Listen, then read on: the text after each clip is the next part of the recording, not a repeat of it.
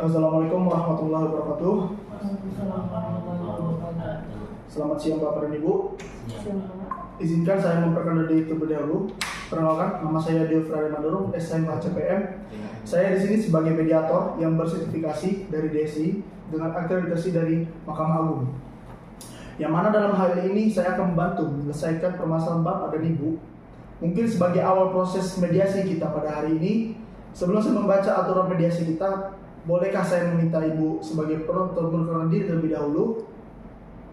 Baik, terima kasih Pak. Perkenalkan, nama saya Livia Tika Abi.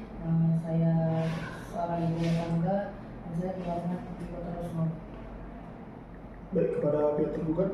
Baik Pak, terima kasih. Perkenalkan, nama saya Riki Amandara. Saya bekerja sebagai PNS yang bertempat tinggal di Rosmau. Baik Bapak Ibu, terima kasih atas kesediaan Bapak dan Ibu untuk hadir saat ini dalam usaha menyelesaikan persoalan Bapak dan Ibu dalam bentuk mediasi pada hari ini. Yang mana proses ini adalah untuk mencari kesepakatan demi kebaikan kita semua. Yang mana proses kesepakatan ini memang sesuai aturan pasal 1 ayat 7 Perma nomor 1 tahun 2016. Adapun saya sebagai mediator merupakan pihak yang netral yang membantu Bapak dan Ibu dalam proses perundingan guna mencari berbagai kemungkinan penyelesaian sengketa tanpa menggunakan cara atau memutus perkara dengan memaksakan sebuah penyelesaian. Baik, di dalam pelaksanaan mediasi ini juga kita mengenal adanya prinsip-prinsip dalam mediasi, yaitu antara lain yang pertama ada imparsial, yang berarti tidak memihak atau netral. Yang kedua, tidak punya hak memutus karena keputusan diambil berdasarkan kesepakatan para pihak. Berikutnya yaitu yang ketiga ada kerahasiaan. Seluruh yang terjadi dalam proses mediasi bersifat rahasia, dan yang terakhir adalah kaukus, yang mana artinya jika diperlukan mediator dapat melakukan pertemuan terpisah dengan para pihak.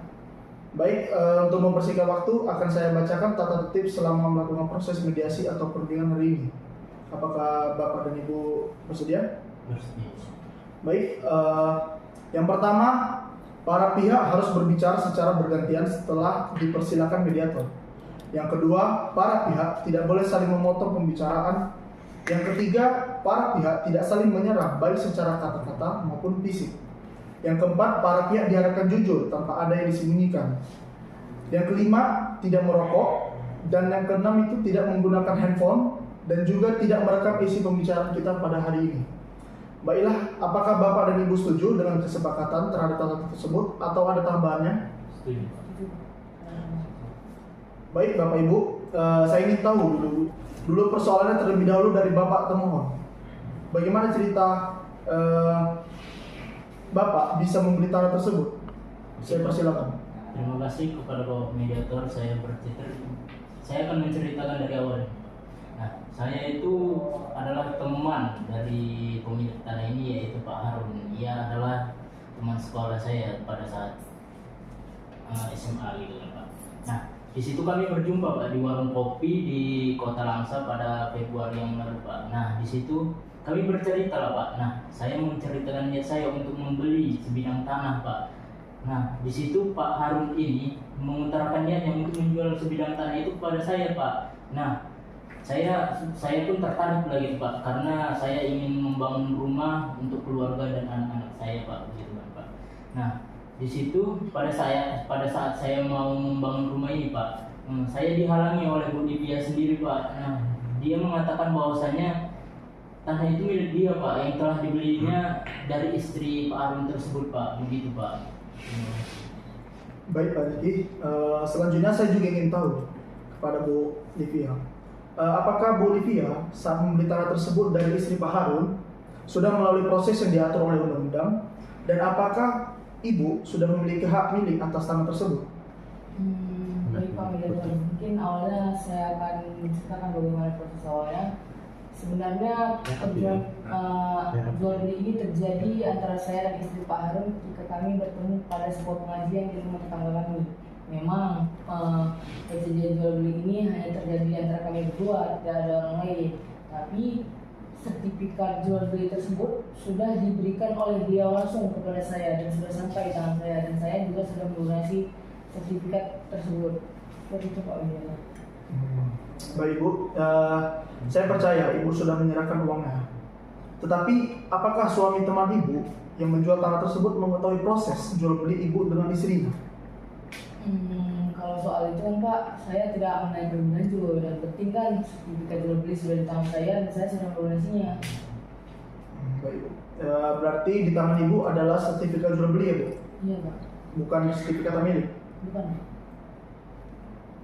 Secara hukum memang beda proses pengeluarannya, tetapi sama-sama dapat dijadikan sebagai alat bukti Bu. Cuman menjadi perbedaannya kekuatannya lebih kuat sertifikat hak milik. Nah, sedangkan di tangan Pak Rizky, Bapak ada sertifikat jual beli saja atau sudah ada sertifikat hak milik? Kalau sertifikat hak milik ini Pak, saya belum sempat Pak untuk mengurusnya Pak. Jadi saya hanya menggunakan sertifikat jual beli saja Pak, yang kami sahkan pada saat bertemu di warung kopi tersebut tadi Pak.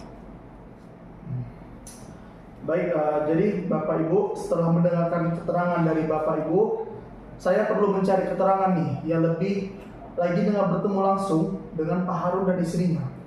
Tetapi itu nanti saja kita lakukan karena perlu Bapak Ibu dan ketahui juga bahwasanya proses jual beli tanah itu memerlukan proses yang tepat, hukum dan perlu sertifikat yang dicatatkan di BPN Badan Pertahanan daerah di mana lokasi tanah tersebut sehingga memiliki kekuatan hukum yang kuat.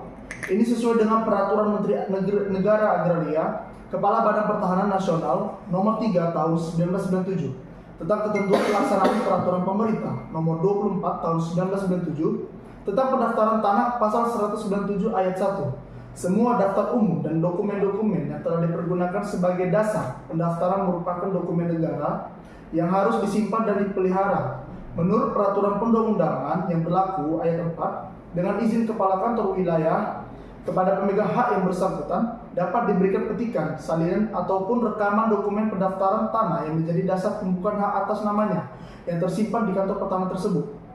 Bahwa berdasarkan peraturan tersebut, pihak kami tidak dapat serta-merta mengeluarkan begitu saja terkait dengan dokumen negara yang mana harus melalui kewenangan yang telah diatur dan hanya kepada pemegang hak saja, Bapak Ibu. Ini artinya semua prosedur harus mengikuti aturan yang berlaku. Baik Bapak Ibu, untuk menyelesaikan persoalan Bapak Ibu pada hari ini, kita perlu melakukan cross check terlebih dahulu dengan pemilik tanah sebelumnya, yang mana mendatangkan ahli dan saksi. Untuk itu pertemuan kita pada hari ini kita tunda dan akan kita bahas kembali setelah kita mengetahui maksud Pak Harun dan juga istrinya, apa sama-sama tidak mengetahui bahwa tanah ini telah dijual atau bagaimana. Nah, mungkin kita akan mengatur jawab ulang kembali, dan saya berharap juga dan kita juga semua berharap mudah-mudahan bisa segera terselesaikan. Bapak Ibu setuju kita melakukan pertemuan kembali pada minggu depan tanggal 23 Agustus 2025? Setuju Pak. Baik, mungkin terima kasih kepada Bapak dan Ibu atas waktu dan kesempatannya karena sudah berhadir di sini di mediasi kita pada hari ini. Mungkin dari saya selaku mediator itu saja mungkin yang bisa saya sampaikan. Mungkin next pertemuan bisa kita datangkan lagi Pak Harun dengan istrinya supaya lebih jelas dan lebih konkret lagi. Mungkin dari saya itu saja. Assalamualaikum warahmatullahi wabarakatuh.